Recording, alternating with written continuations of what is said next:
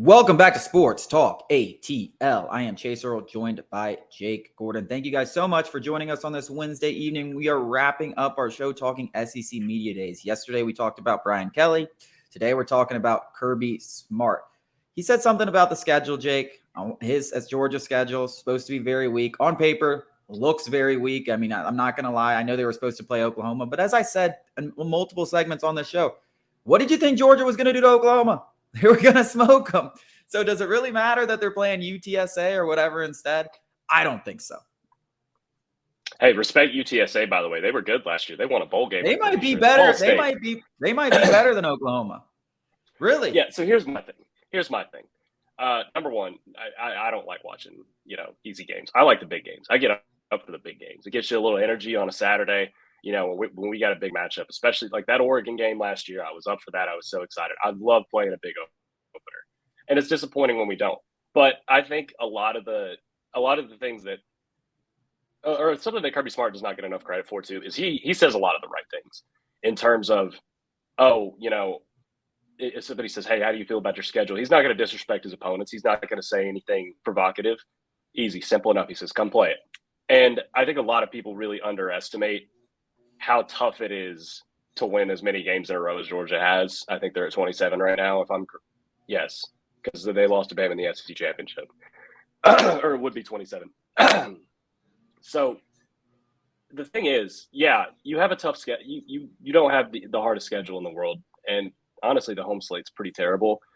But the thing is, I don't think a lot of people would go undefeated with this schedule. A lot of these SEC East teams, your schedule looks pretty similar to ours. So what's your excuse? We can't help it. Georgia Tech's bad. They're a permanent rival. We have to play them every year. I always say my suggestion to you is to simply get better. Get better.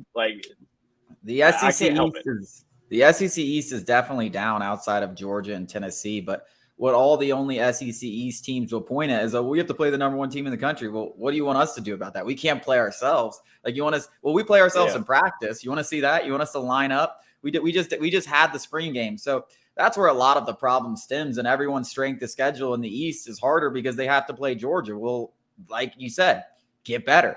They got a little break with the West, but that's lucky. And guess what? All this complaining can end in 2024 because we're all going to have nasty schedules, and it's going to be awesome. And we did a whole breakdown of everybody's schedules on this show, and I can't wait for it because we can finally hush up with all this nonsense and just play real teams. But at the end of the day, listen, Georgia, they have to play this result. They still have to go at Tennessee. They still have to play an SEC championship. And then they're going to have to play the college football championship to win a championship. At the end of the day, if they're going to win it all, they're going to be tested.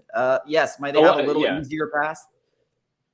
Go ahead. Yeah, a lot of it's erroneous too, because people, I hate when people say, "Oh, we played this many ranked teams this year," and they're talking about preseason rankings. No. Look at the end of the year last year. Georgia played just as many ranked. They might have played 8 compared to 7 unranked teams. They actually had a tough schedule at the end of the year. Some of that wasn't expected. South Carolina popped up and was pretty decent. I don't think Tennessee was ranked preseason. If they were, it wasn't very high.